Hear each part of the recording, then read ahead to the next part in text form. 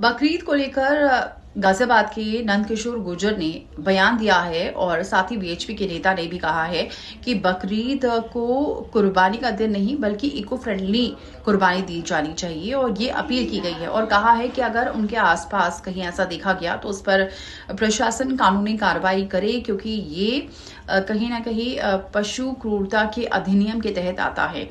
तो ऐसे में अब देखना ये होगा कि क्या इसका कुछ असर भी होता है, क्योंकि जो धर्मगुरु हैं, मुस्लिम धर्मगुरु हैं, वो ये कह रहे हैं कि ये उनका धर्म है और उस धर्म के में ही आता है कि बकरीद पर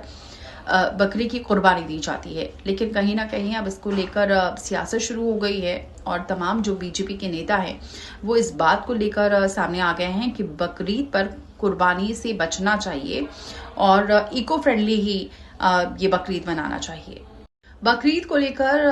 गाजियाबाद के नंदकिशोर गुर्जर ने बयान दिया है और साथ ही बीएचपी के नेता ने भी कहा है कि बकरीद को कुर्बानी का दिन नहीं बल्कि इको फ्रेंडली कुर्बानी दी जानी चाहिए और ये अपील की गई है और कहा है कि अगर उनके आसपास कहीं ऐसा देखा गया तो उस पर प्रशासन कानूनी कार्रवाई करे क्योंकि ये कहीं ना कहीं पशु क्रूरता के अधिनियम के तहत आता है।